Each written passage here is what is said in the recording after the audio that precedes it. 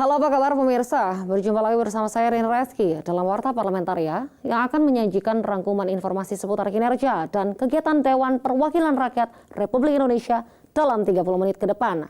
Inilah Warta Parlamentaria selengkapnya.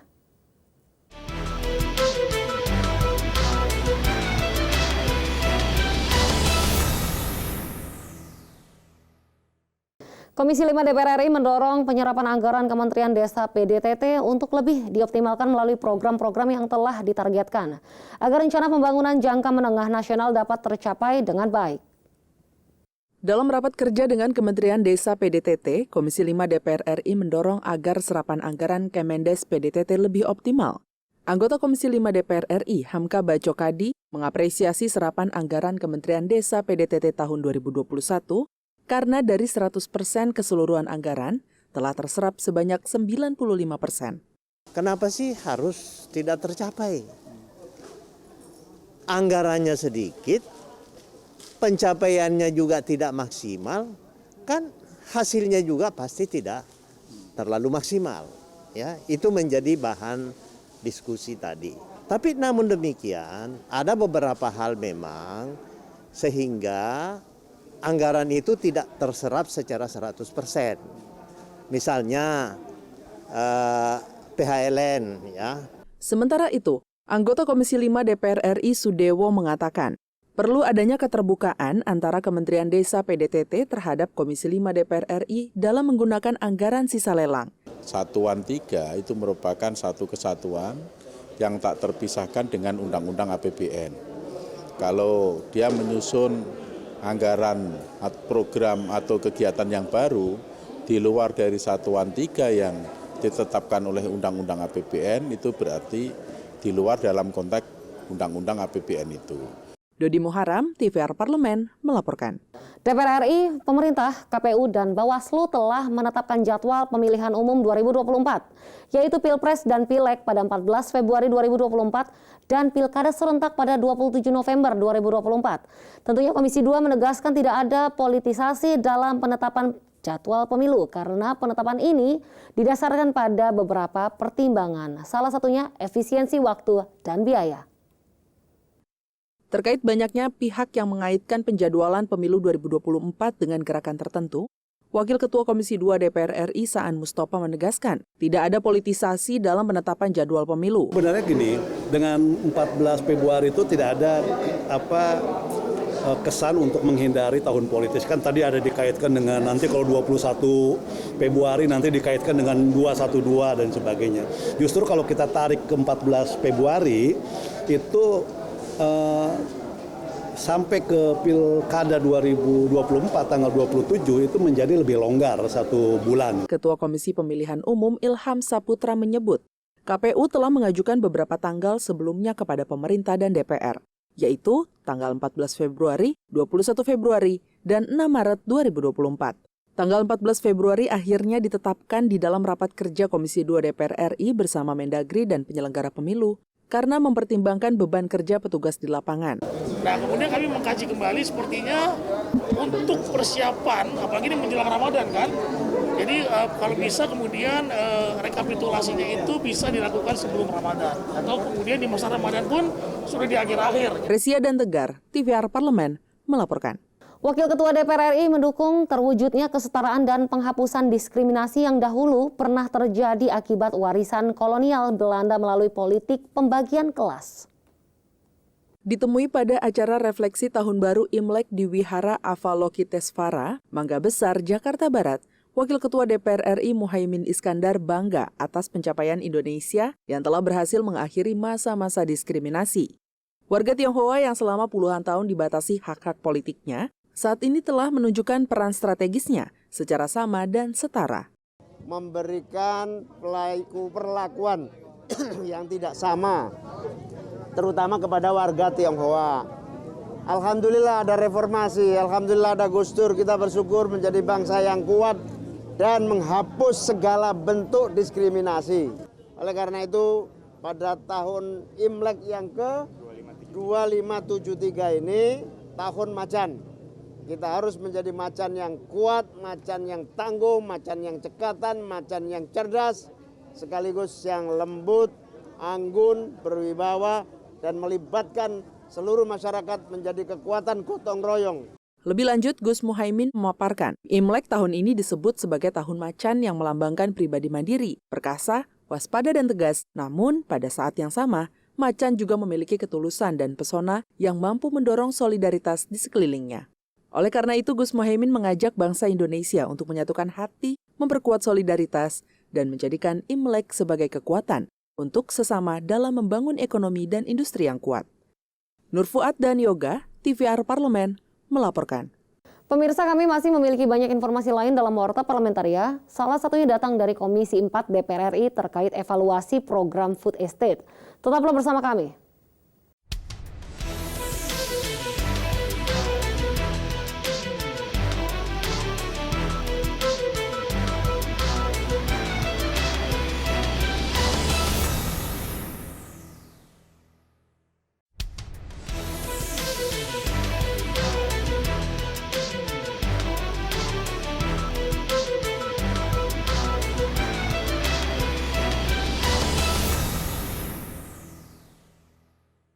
Komisi 4 DPR RI evaluasi program food estate yang dinilai masih belum sempurna dalam mendongkrak dan meningkatnya produksi pangan untuk mewujudkan ketahanan pangan nasional.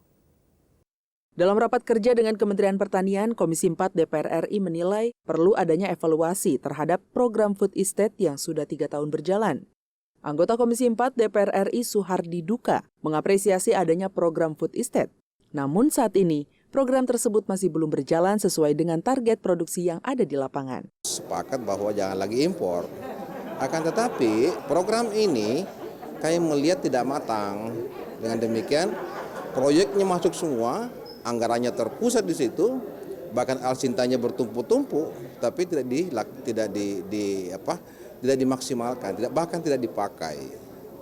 Ada tanaman, tetapi tingkat produktivitasnya sangat rendah, baik itu pangan maupun horti. Jadi saya minta supaya evaluasi dulu dong, evaluasi di mana penyebabnya. Karena food estate ini tidak hanya di Kementerian Pertanian, tapi terkait dengan PUPR. Apakah kalau belum siap pengairannya, ya? Kenapa harus dipaksakan tanam? Siapkan dulu baru kita gelontorkan anggaran yang cukup besar. Saya khawatir terus terang. Saat tadi saya ingatkan Menteri Pertanian, hati-hati Pak, jangan sampai audit food estate itu bermasalah. Lebih lanjut, Suhardi Duka menambahkan ketersediaan pupuk juga akan berpengaruh terhadap target produksi pangan. Untuk itu, Suhardi mendorong pemerintah melalui Kementan dapat menyiapkan dan mengawasi dengan ketat ketersediaan pupuk, terutama pupuk bersubsidi di kalangan petani. Dodi Muharam, TVR Parlemen, melaporkan. Dalam rangka penyelenggaraan Sidang Umum Interparliament Union atau IPU ke-144 yang akan digelar di Bali pada 20 sampai dengan 24 Maret mendatang, Badan Kerjasama Antar Parlemen DPR RI melakukan sosialisasi untuk kelancaran acara sehingga penyelenggaraan event tersebut bisa memberi manfaat terhadap Indonesia, secara khusus masyarakat di Bali. Dalam kunjungan kerja ke Bali, Wakil Ketua BKSAP DPR RI Putu Supatma mendorong juga soft diplomasi seperti seni dan budaya. Soft diplomasi membutuhkan dan melibatkan peran serta berbagai pihak, baik pemerintah, akademisi, praktisi, dan masyarakat umum. BKSAP DPR RI melalui berbagai panja berkomitmen menyuarakan berbagai isu strategis yang bukan hanya kepentingan Indonesia, melainkan juga kepentingan bersama di dunia internasional. Tapi juga kita mendorong agar berbagai kegiatan juga menyebar ke seluruh Bali dengan harapan apa? Nah, ini momentum pada pandemi yang sangat berat ini memulihkan pariwisata Indonesia, khususnya destinasi utama kita yaitu Bali. Sementara itu, Ketua BKSAP DPR RI Fadlizon mengungkapkan, DPR RI akan melakukan upaya terbaik demi kesuksesan penyelenggaraan Sidang Umum IPU ke-144 di Bali. Momen ini menjadi kesempatan Indonesia menyuarakan kepentingan nasional di dunia internasional, di antaranya menyuarakan urgensi penanganan iklim dan pembangunan hijau. Indonesia juga akan mendorong peran bersama dalam mempercepat pemulihan global. Sebagai tuan rumah, tentu kita akan banyak mengambil inisiatif, baik hal-hal yang sifatnya teknis maupun substantif, ya, dan hal-hal yang substantif itu juga tengah kita persiapkan. Dari Provinsi Bali, Tegar Aziz, TVR Parlemen, melaporkan. Perpindahan ibu kota negara dari Jakarta ke Kalimantan Timur akan dilakukan dalam 4 tahap. yang dimulai pada tahun 2024. Rencananya ada 4 sampai dengan 6 kementerian atau lembaga yang akan dipindahkan lebih dahulu.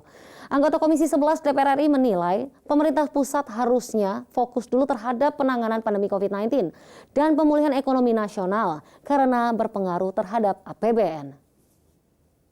Di Gedung Nusantara 1 DPR RI Jakarta, Anies Biarwati mengatakan, pemindahan IKN Nusantara bukan sekedar memindahkan gedung-gedung pemerintahan, melainkan juga seluruh sumber daya manusia, baik ASN maupun non-ASN. Meski dilakukan secara bertahap, proses pemindahan tersebut diprediksi membutuhkan anggaran yang besar dan sebaiknya anggaran saat ini diprioritaskan dulu untuk membantu perekonomian masyarakat untuk bangkit, yang akan mendorong percepatan pemulihan ekonomi nasional. Ini kan berarti ketika ada anggaran yang diberikan untuk IKN, berarti mengurangi anggaran yang lain begitu. Wacana-wacana seperti ini tidak digulirkan ya. Anggota Komisi 11 DPR RI Didi Irawadi juga menyarankan pemindahan IKN sebaiknya dikaji kembali agar pemerintah pusat sepenuhnya fokus pada penanganan pandemi COVID-19 dan pemulihan ekonomi nasional, khususnya di sektor kesehatan dan sektor sosial. Di sisi lain, pemindahan IKN harus memikirkan keamanan nasional. Belum lagi bicara aset-aset yang ada di Jakarta. Bagaimana nasib itu, bagaimana mencegah segalanya dengan proper, dengan baik, mencegah terjadinya hal-hal yang potensi-potensi KKN dan sebagainya. Hilman Hidayat, TVR Parlemen melaporkan. Pemirsa TV Parlemen jangan kemana-mana karena kami masih memiliki banyak informasi lain yang menunggu Anda tentunya setelah jeda berikut ini.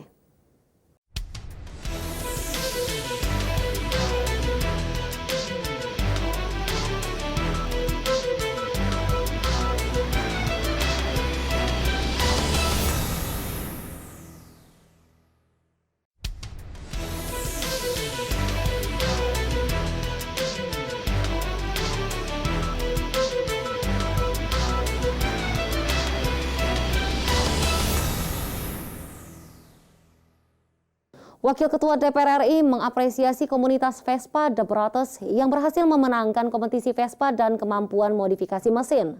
Wakil Ketua DPR RI menilai perlu adanya peningkatan sarana dan prasarana bagi komunitas-komunitas. Ditemui di Gedung Nusantara 2 DPR RI, Senayan, Jakarta, Wakil Ketua DPR RI Muhaimin Iskandar menerima kedatangan komunitas Vespa The Brothers yang menyerap aspirasi-aspirasi dari komunitas olahraga. Dalam pertemuan tersebut, Gus Muhaimin memberikan apresiasi kepada komunitas Vespa The Brothers yang memperoleh juara 1 pada kompetisi Vespa Race serta kemampuan dalam melakukan modifikasi mesin Vespa.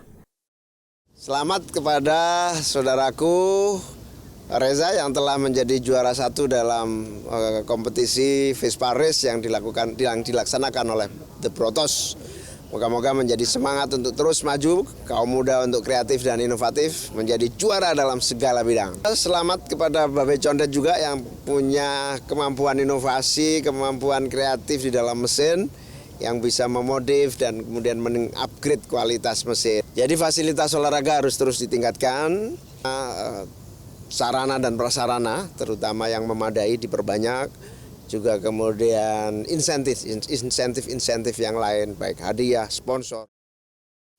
Muhaimin Iskandar menyampaikan perlu adanya peningkatan sarana dan prasarana serta insentif bagi keberlangsungan komunitas hobi dan olahraga. Vinita dan Samsul, TVR Parlemen melaporkan. Pemerintah memprediksi gelombang kasus COVID-19 varian Omikron di Indonesia akan mencapai puncak pada pertengahan Februari hingga awal Maret 2022. Menanggapi hal itu, anggota Komisi 9 DPR RI meminta pemerintah menyiapkan upaya penanganan khusus agar puncak gelombang Omikron dapat tertangani dengan baik. Di Gedung Nusantara 1 DPR RI Jakarta, Neti Prasetyani menilai perlunya konsistensi pemerintah dan seluruh pihak dalam penanganan pandemi COVID-19 saat ini. Langkah pemutusan rantai penyebaran virus corona di Indonesia masih belum konsisten, sementara virus corona terutama varian Omikron terus menyebar dengan cepat. Pemerintah harus membangun kesiapsiagaan di titik hulu, perilaku masyarakat, serta di titik hilir, yaitu fasilitas-fasilitas kesehatan. Menutup pintu perbatasan, pada waktu berikutnya kemudian dibatalkan kebijakan karantina yang selalu berubah-ubah dari 7 ke 10 ke 14, kemudian kembali lagi ke 7 hari ke 10 hari. Tentu saja akan membingungkan masyarakat. Anggota Komisi 9 DPR RI Irma Suryani mengakui saat ini penerapan protokol kesehatan di masyarakat mulai longgar. Pemerintah harus bergerak kembali secara cepat dan tegas untuk mengencangkan kembali sosialisasi dan pengawasan prokes di masyarakat di berbagai tempat. Testing dan tracing penularan COVID-19 juga harus digencarkan kembali agar bisa mencegah dan menekan penyebaran virus corona terus meluas. Tutup pintu gerbang luar dan dalam negeri ya secara efektif dengan 3M tadi. Jangan ada lagi diskriminasi atau diskresi khusus. Ya akhirnya penyebaran COVID-19 ini tidak bisa di-stop. Rifki Makdudi, TVR Parlemen, melaporkan. Dan berakhir sudah perjumpaan kita dalam Warta Parlamentaria. Saya Rini Reski beserta seluruh kerabat kerja yang bertugas undur diri. Sampai jumpa di Warta Parlamentaria berikutnya.